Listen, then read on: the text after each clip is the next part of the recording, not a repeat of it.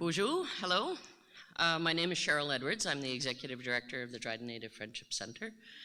The name the spirits gave me is the action of a bird when it tucks its wing.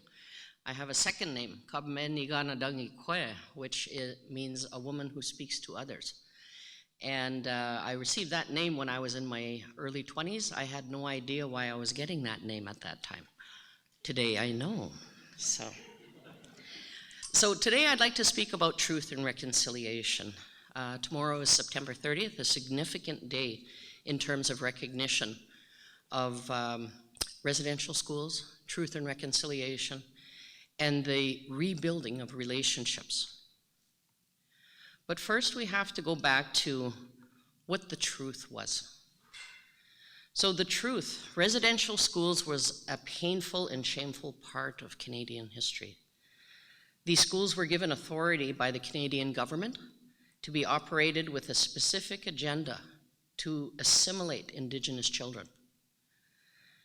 Indigenous children were removed from their communities, restricted from their use of language, culture, and were subject to horrific treatment while residing in these schools for years. Residential schools in Treaty 3, there was St. Mary's, operated in Kenora from 1897 to 1972. Cecilia Jeffries, again, Kenora, Shoal Lake area, from the 1900s to 1974. St. Margaret's in Fort Frances from 1906 to 1964. Macintosh School in Vermilion Bay from 1924 to 1969, and Pelican Falls in Sulikote from 1911 to 1973.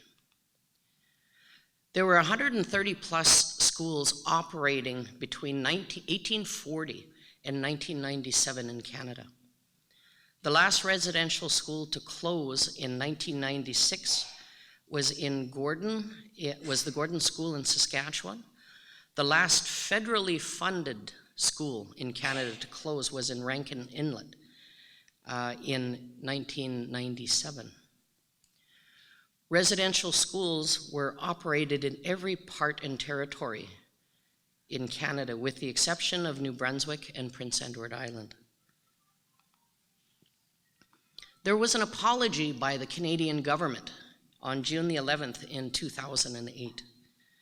The apology was issued and recognizing, sorry, I have a spelling mistake, wrongdoing and the impact, and acknowledging the abuse, neglect, and responsibility in the inadequate controlling of these schools and the agenda that was made by previous politicians. Their message in 2008 is, "We are sorry." Now, with some of the initiatives that the Canadian government has put to Indigenous communities include compensation that occurred. There was also a timeline in terms of how you could make your claim. One of the things that is very difficult is, how do you gauge how much pain that you endured in terms of claim or monetary compensation? Something that I've always disagreed with. I've also disagreed with the timeline for disclosure, simply because of the fact that many people are not ready to talk about the abuses that they had, the effect that it's had on their life.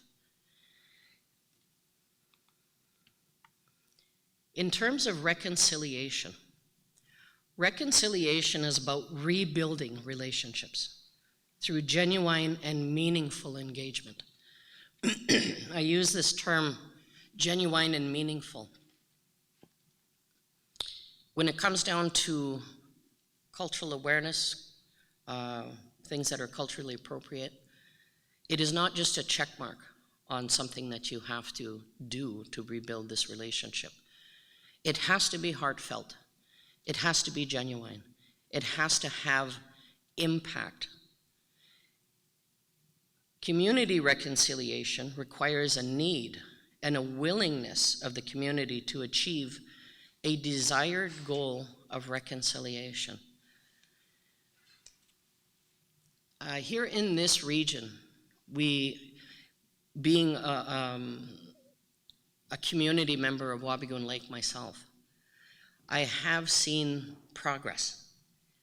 I grew up in this area. I was born in Dryden. Educated myself up until grade 12 in the community of Dryden, went to Winnipeg after that. One of the things that I noticed is there has been movement in terms of, and I'm just going to say it outright, racism and discrimination. A lot of the times we have to look at, where did we learn racism? Where did we learn discrimination? And that happens in our own home. Most of the time it is because we have learned something that may not be true, or we have an assumption. For many years we saw our communities resist each other. The community Wabigoon stayed in their area, community of Eagle Lake stayed in their area, Dryden people stayed in their area, and at different times there would be clashes. And that, again, part of that has to do with the history of this country. There's a lot of mistrust when it comes down to some of the agreements, leadership, and different things that have happened in the First Nation. Again, because of some of the operations under the Indian Act, under policy, some of those agreements were not fully met. They were not recognizing rights. And again, with some of these treaties were signed nation to nation. We were a people who were not conquered. We agreed to share. And that's the misconception that comes, and I believe, where racism starts. The other thing with some of the exchange for some of the privileges that we have under the Indian Act. And I loosely say privileges because there is a lot that is not beneficial for Indigenous people under the Indian Act. And you can walk a mile to be able to learn some of those things. I do walk a mile as well at the Dryden Native Friendship Center, and it's about a 6-hour presentation. So just throwing it out there for the Friendship Center. Moving forward, we have to look at something called reconciliation through action. And I've just highlighted some of the things that, as a Friendship Center, that we've noticed with the City of Dryden.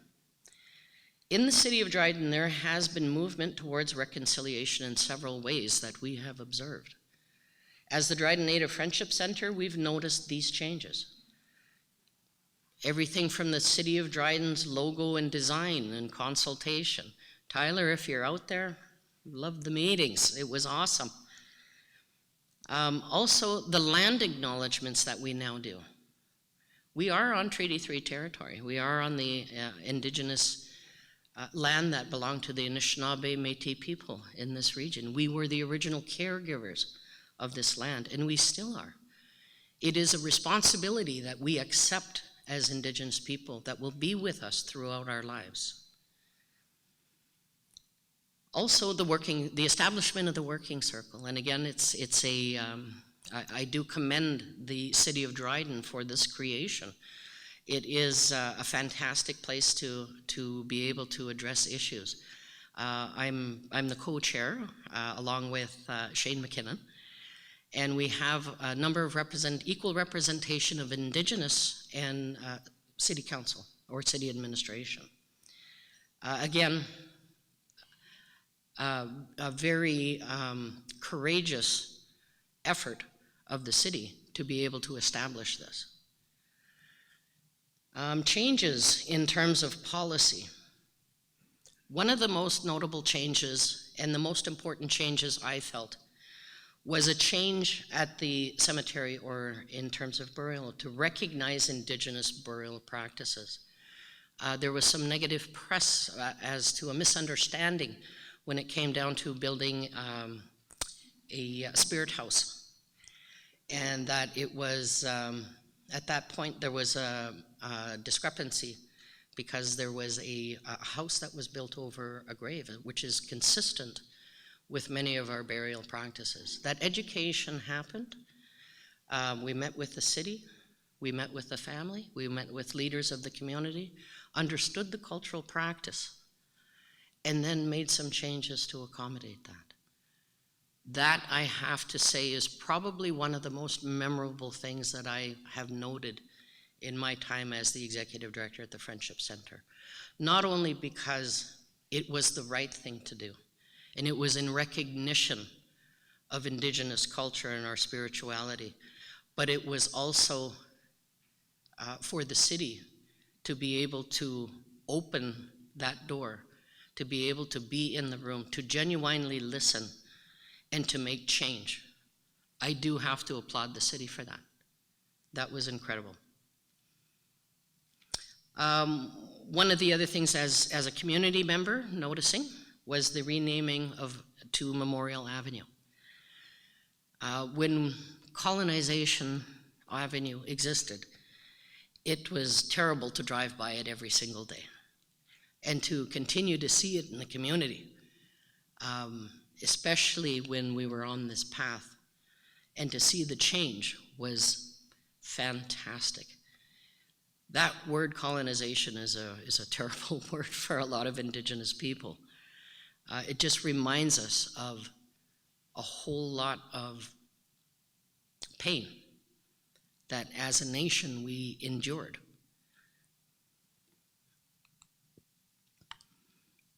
One of the things I want to talk about on September 30th with the Dryden Native Friendship Center, we are doing our Parade of Orange in recognition of residential school survivors, day school survivors, and we are going to be starting at the Dryden Native Friendship Center, and we are going to be walking to Cooper Park.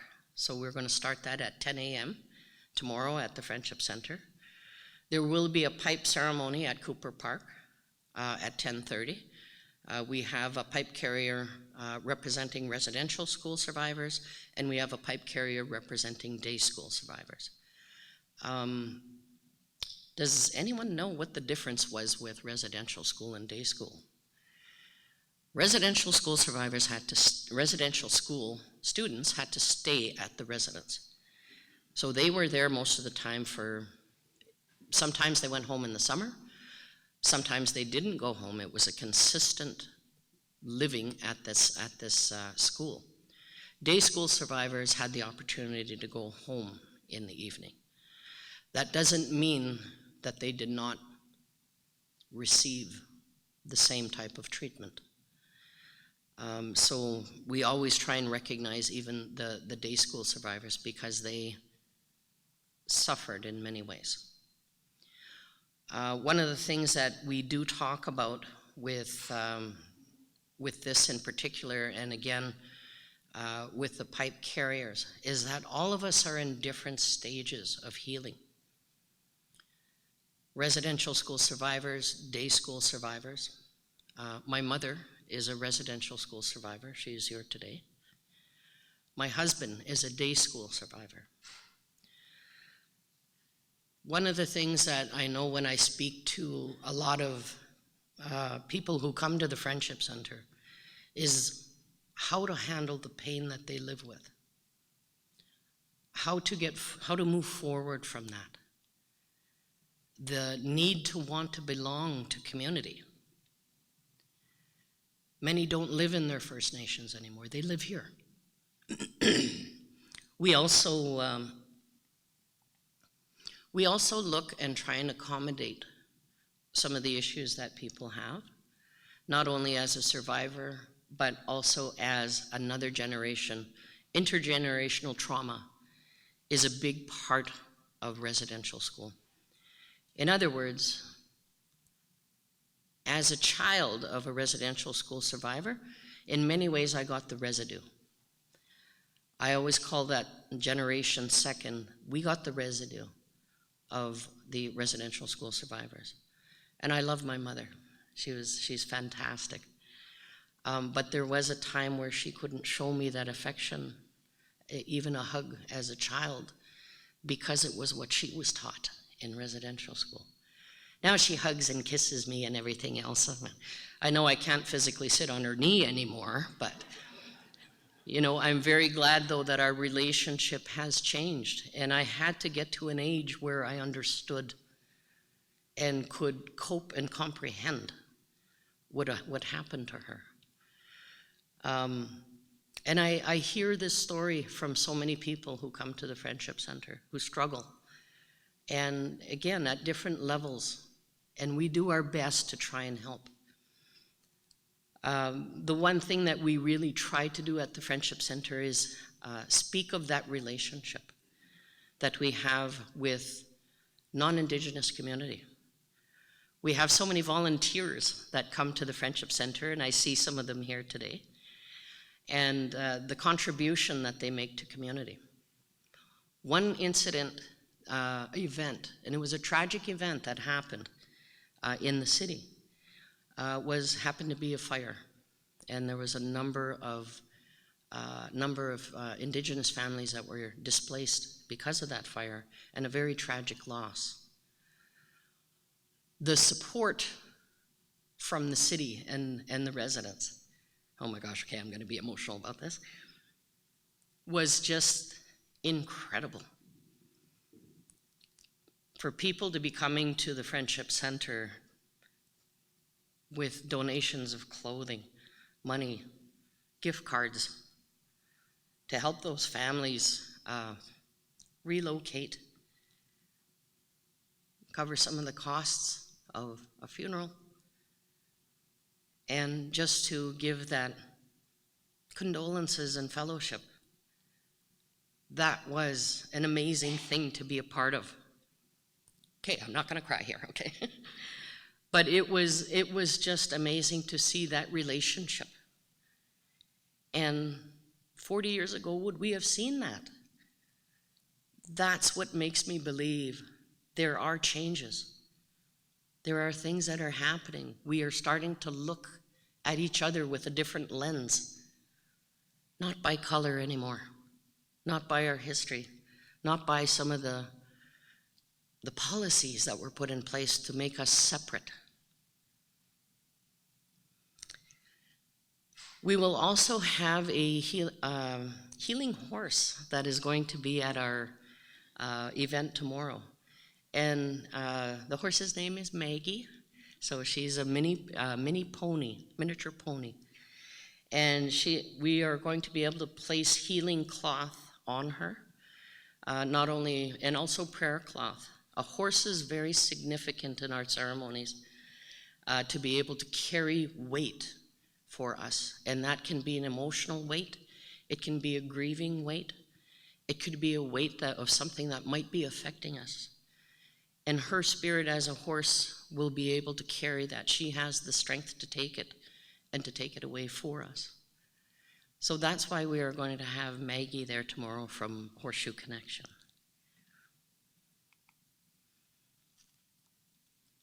At this point, I would like to say miigwech. I know we are under a time crunch right now. And one of the things that we can do as community in terms of reconciliation, reach out to a Friendship Center, interact with Indigenous people, learn about our histories. We are very interested to learn about you as well. This process is going to take time. This process is going to take some trust. This process is going to take respect. And I believe we are moving in that direction to be able to do this. As a community, we need to learn more about each other. We need to be willing to work together. We need to be willing to work together in many different ways, which may include business, right? A lot of our First Nations are very business oriented. As a Friendship Center, we are always looking to develop those relationships. We have several strong relationships with many organizations in this city. The other thing is, and I thought about this on the way over, was some people say, well, how do we do this? We have demonstrated we can do this. And the demonstration came through the pandemic. As a world, we were facing something that we had never seen. There was no, this person, that person, where they lived. As a pandemic, we had to try and help each other survive. Within the city of Dryden, it wasn't only, well, this is your funding, and this is your funding, and this is your funding. Everyone came together to service everyone. As organizations and as a community, we demonstrated we know how to do this. We just need to apply it to many different aspects, and we need to apply this to reconciliation. Miigwech.